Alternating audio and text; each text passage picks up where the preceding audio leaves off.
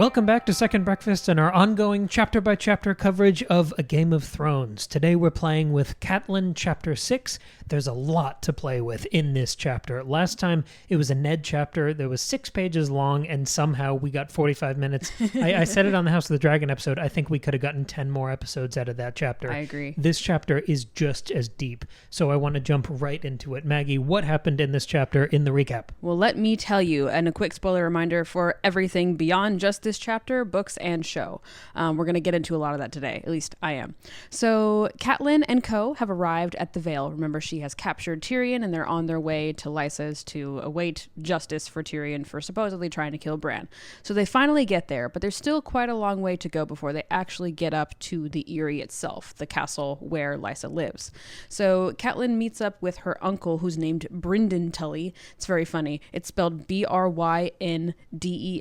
Of course it is. Very like Southern baby girl. Like Brynden. This is Brynden Grace. I'm allowed to say that. I'm from the South. Is he brat coded? He might be. I don't know what that means. I don't either. I just keep seeing these words I was online. literally listening to a podcast of 2 women who also had no idea what it means because they're older than we are. We're aging ourselves. Anyway, I don't fault George. He wrote this in the 90s. I don't think the name Brynden existed. I think the Southern girlies stole that from him.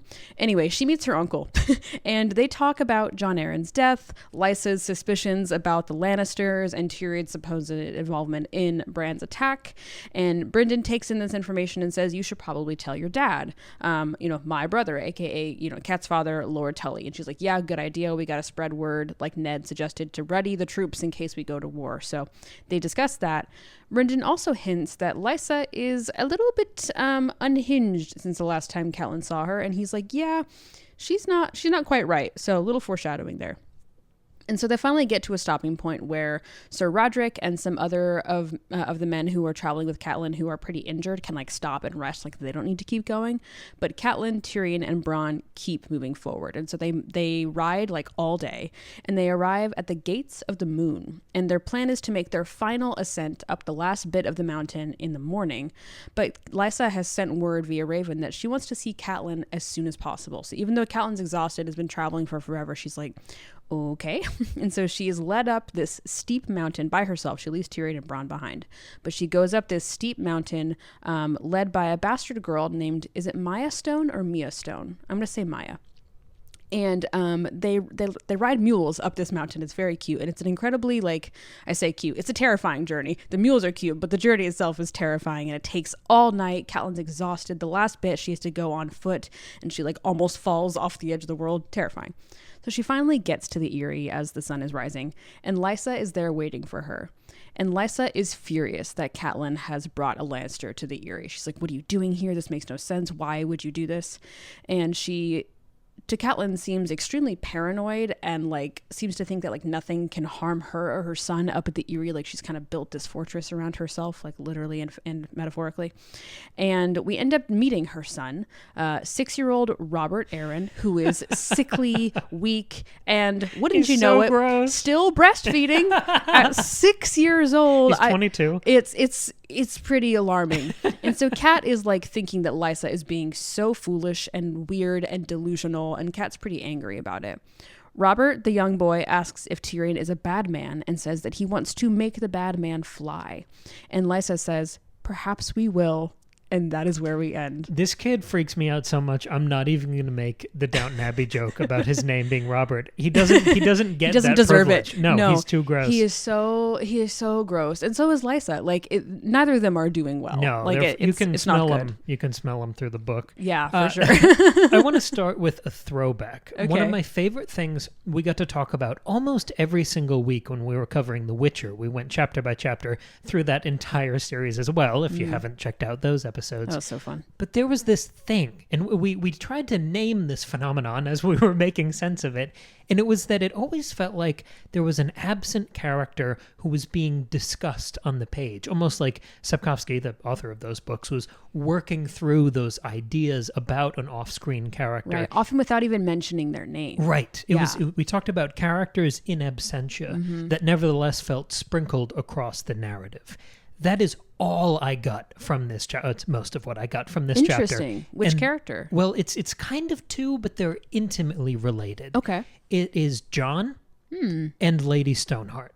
Oh, well, the Lady Stoneheart is definitely And, there. like- I have a point about that, but I'll get... Well, I'm doing mine okay, first. we'll get there, yeah. I drew the short straw, the bad one. That is the bad I one. don't know. You drew the long straw. See, I don't know that. You didn't draw the straw. No. It's fine. No, it's not even a real straw. It's figurative. It's true.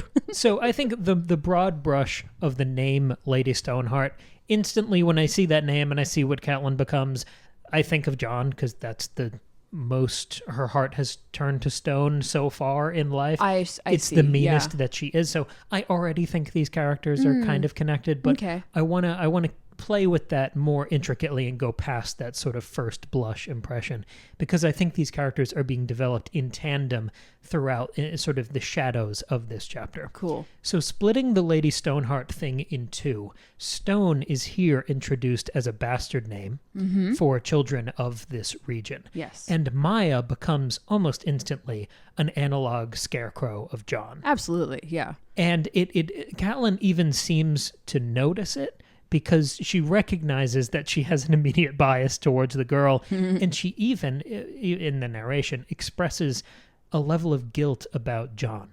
Yeah. So we're tying Stone, being this bastard girl that she's talking to, and these kind of private realizations of the heart. So already we're yeah. playing with those things together. Love that. But there's so much Jon scattered across Kat's journey here, which I think is provoking these realizations and these kind of her coming to terms with maybe mistreating Jon. Because we see Catelyn at the beginning of the chapter almost revert to her childhood role and memories when she's talking to her uncle, which is a role that Jon is playing right now at the wall Oh, okay, yeah. when he reverts to his childhood and finds comfort with his uncle, and his uncle Benjen, That's who true. took the black, is the black sheep of the Starks. Yes, and that's what Brendan Catelyn's- is described as. He's the black fish. Yes. So it's the yes. same framework between these characters. In the same way, Catelyn rides, there are all these mules that they have to take to climb the steeper parts of this journey. Catelyn gets the uniquely all-white mule, just like yes. Jon gets the uniquely all-white direwolf Oh, well, that's cool. ghost. I really like that. Also, one of the levels of the Eyrie, it's broken up into these three sort of.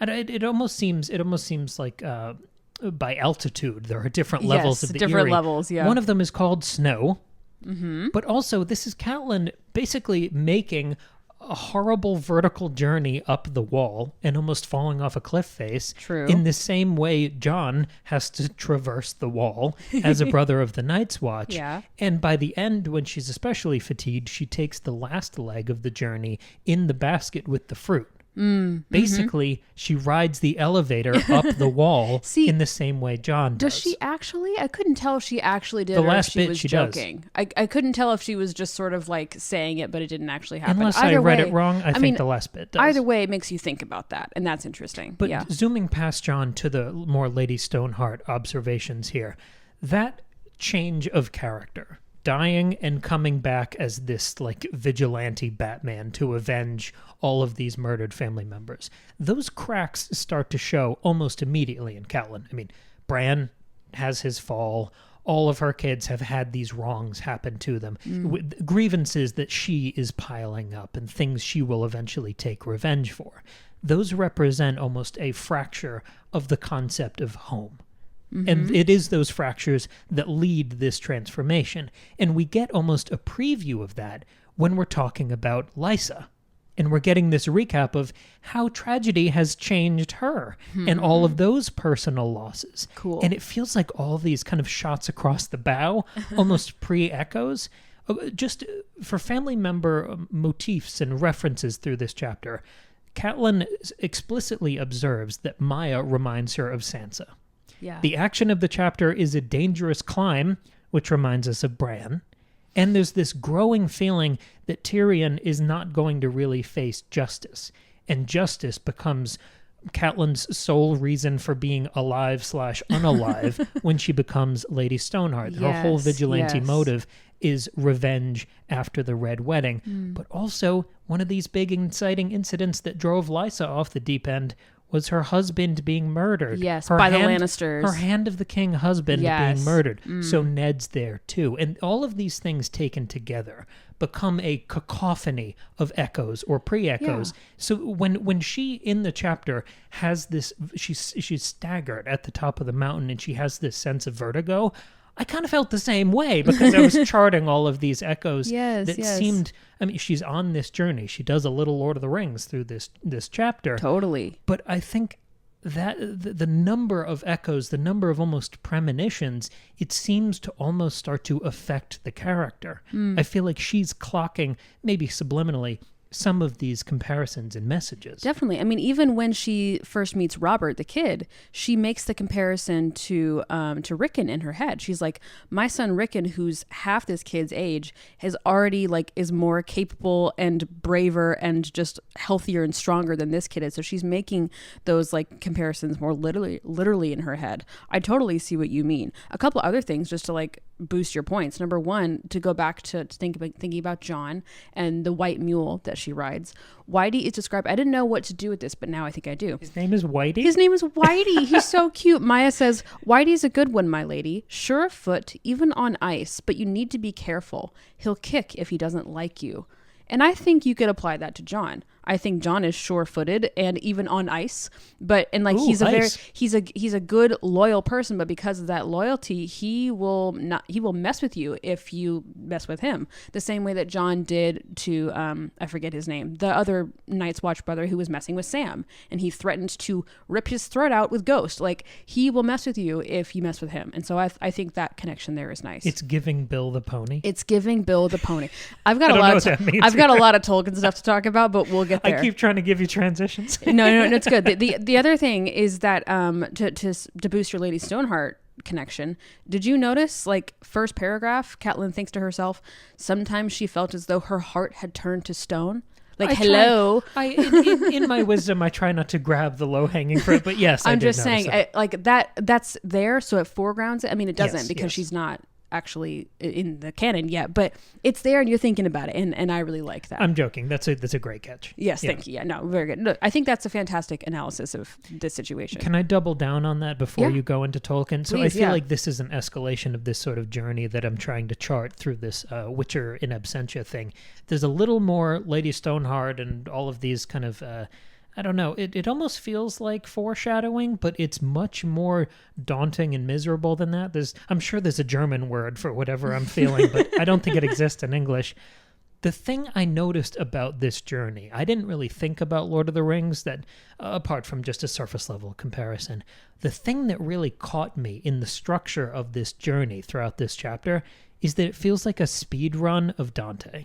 Oh, okay. And I think it's almost externalizing the subconscious of where Catelyn is in this precarious moment. Her life, her future, her mind, all of that is being, boiled up in a stew and then splattered through this journey full of metaphors and symbols. And it positions, in the Dante Divine Comedy framework, it positions Catelyn as the pilgrim, traversing these multiple strange, almost supernatural feeling realms with an experienced guide. And the experienced guide is Maya Stone, that bastard who provokes all of these interesting John comparisons. Sure. And those realms that she's traversing are those almost altitude-based designations of the Eyrie. Yeah, and she's not descending into hell, but ascending up to paradise, I guess. Well, that's how it's set up. So I think you can make an easy comparison between snow, stone, and sky, the three levels of the Eyrie, to heaven, hell, and purgatory. Sure, yeah. But they all become these curveballs. In the same way Dante doesn't give you a straight-faced understanding of any of those realms.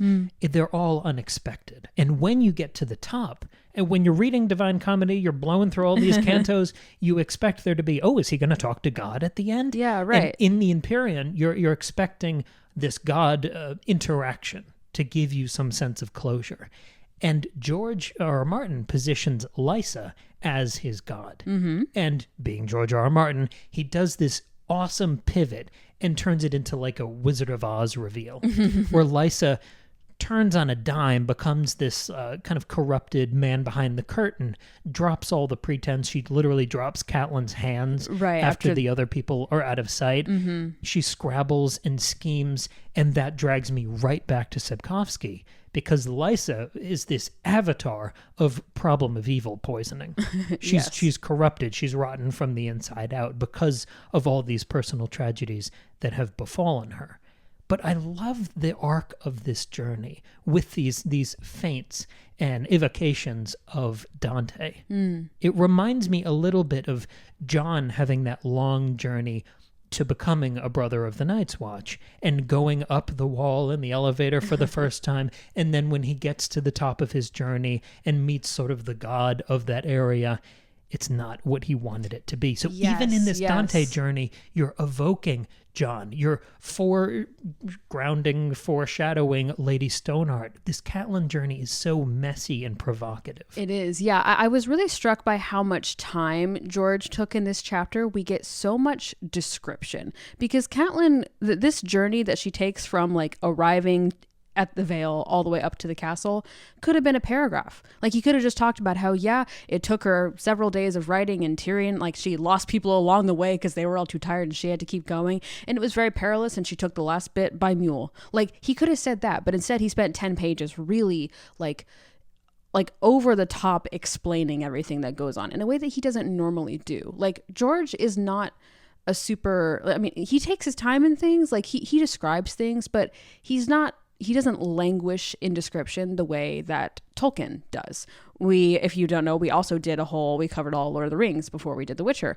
And we talked a lot about Tolkien's descriptions and languishing in landscape, and really like the journey part, the traveling part is so essential to the story of Lord of the Rings. And so it made a lot of sense in that book.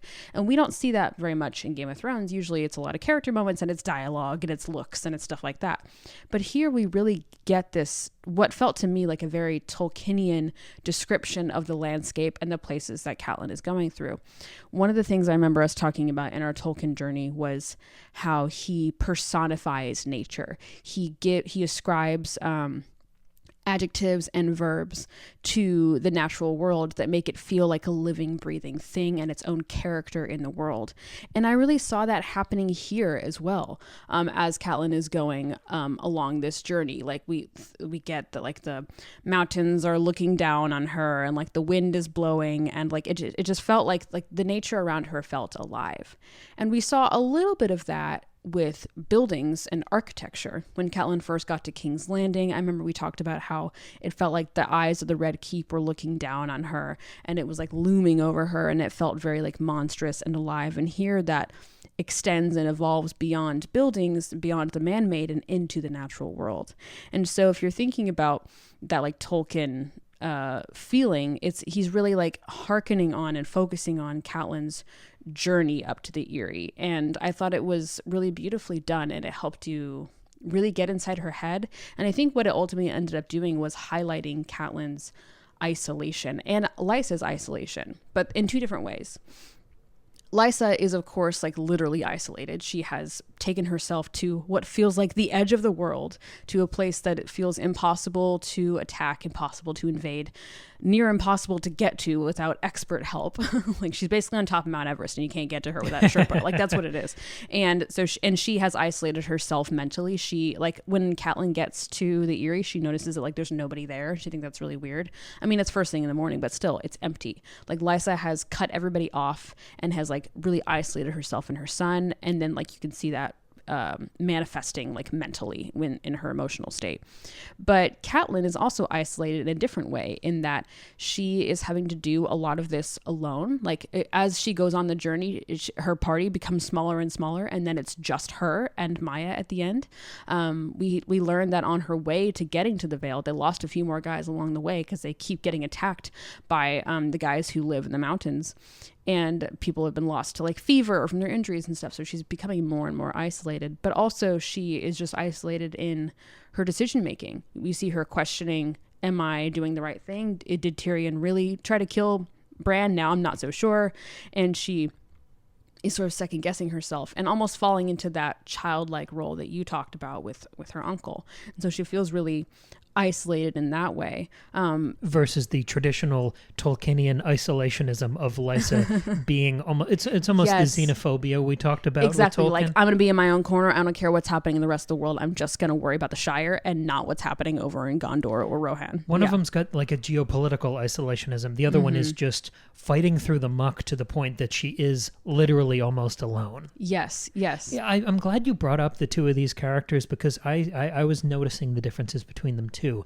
It felt like two branching paths. I mean, they're raised the same way, part of the same family, even have some of the same circumstances happen to them, but they react to those circumstances very differently. Exactly. The way to split Catelyn and Lysa in my head is fight and flight. Lysa nice. is flight. For the sure. Eyrie, the birds, all that shit. Bye. But Yeah. also, Catelyn is taking this fight. She's already trying to avenge Yes. and make right all of these slights against her Yeah, family. taking action. Yeah. And Lysa freaks out at that. She's saying, Yes. "What are you doing? Why would you fighting do that?" back against these people? Why Yeah. not just go hide?" But I feel like, in the same way I'm talking about these possible futures being teased out for Catelyn, these seeds of the Lady Stoneheart personas, you're already starting to blossom. In the difference between hiding or fighting back, it's not like this chapter is an inflection moment where Catelyn decides, "Ooh, am I going to become Lady Stoneheart or am I going to become Lysa, my sister?" Right. I think the realization of this chapter is that she's way past that inflection moment. She's already decided, and she's well on that path towards Lady Stoneheart. Yes. Lysa has decided to hide and isolate. Catelyn has already decided to fight back. She is stuck on this present course and already on the road towards Lady Stoneheart. Like, we're past the point of no return. Yeah, I think you're totally right, and I think that's even heightened a bit more by throughout the chapter. Also, there's a lot of use of the word shadow and like shadowy and shadows, like that's really present throughout here.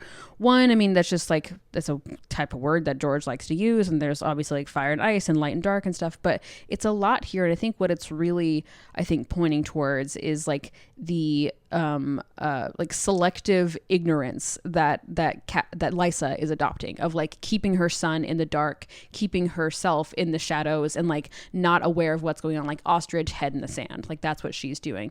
But Catelyn is doing the opposite. She is like, not only is she choosing to fight and take action, like you're saying, she is really like aware of the ignorance around her, both Lysa's ignorance and like willful ignorance, but also even with Maya. At one point, when she first meets Maya is talking about how, I'm gonna get married soon. I'm in love with this young man, and he's gonna become a knight, and then we're gonna get married. And Catelyn's like thinking only to herself, but she's thinking like, girl, you're not gonna marry this knight. You're a bastard. Like he's gonna marry some highborn woman that's like politically advantageous to him and his family. A suited match. Exactly. And she's like, so she is conscious of other people's isolation and ignorance and naivete, and is therefore more conscious of her own like world weariness and just knowledge about the world. And so she, even though she's navigating this really strange place, she is not ignorant or staying in the shadows. She is trying to bring things to light and like you said, fight back and take action. It's really interesting. I love that she is a player of the game. The way she called and shamed those bannermen in the pub. Yes. When she initially arrested Tyrion. That was savvy. That was incredibly It was. smart. And there was another moment I caught here that spoke to that sort of savvy. Oh, cool. And I think it cross-pollinates with the Fire and Blood discussions that we've been having over on Patreon, chapter by chapter, going through the source material for House of the Dragon. I was trying to figure out, and this is before they get to the Eyrie, we get the last leg of that bloody journey with this increasingly small crew that's traveling with Catelyn to the, hopefully, sanctuary of the Eyrie.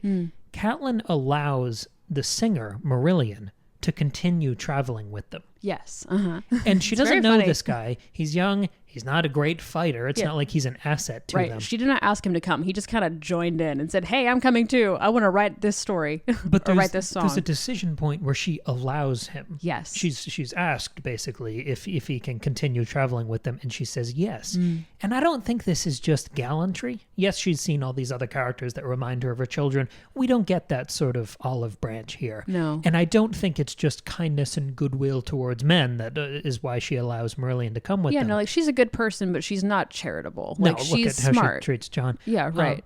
But this is where I thought about Fire and Blood.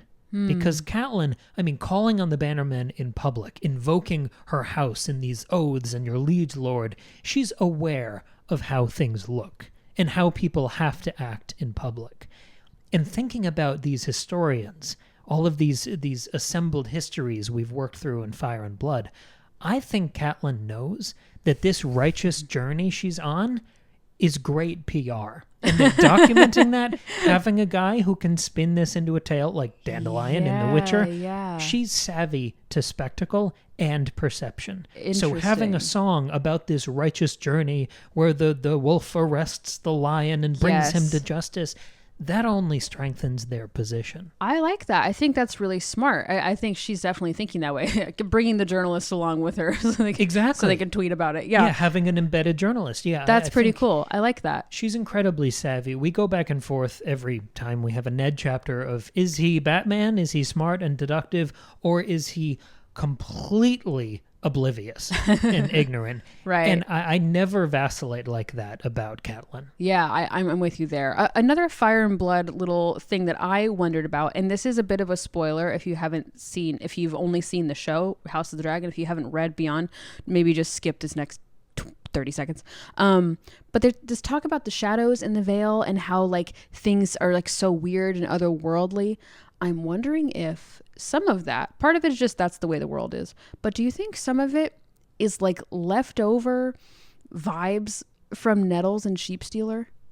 The mystique of that region? Yes. Because she's like described as this fire witch, this dragon who's been living there. Like, I think there's something a little woo-woo going on with her. And like, obviously she's not alive anymore, and I'm sure Sheepstealer is not anymore either. But I think some of that magic and strangeness is probably left over in the Vale. And I wonder if some of that has sort of taken over the Eyrie. Lysa was already going nuts before she came back, but I wonder if that's just been heightened since she's come back. It's interesting that we see the process of how a place becomes infamous in House of the Dragon and Fire and Blood. When we get to Harrenhal, we hear all these stories about how it's haunted. Yes. But we see in real time the haunting of these other regions. So yes, I think there is still some of that legend and myth and folklore surrounding this era. And it might very well come from the era we're reading about in Fire and Blood. Yeah, that's a good catch. That was just fun. I liked that. And like, obviously George would have, he wrote the Nettles and Sheepstealer thing later, but it's still interesting to think about that.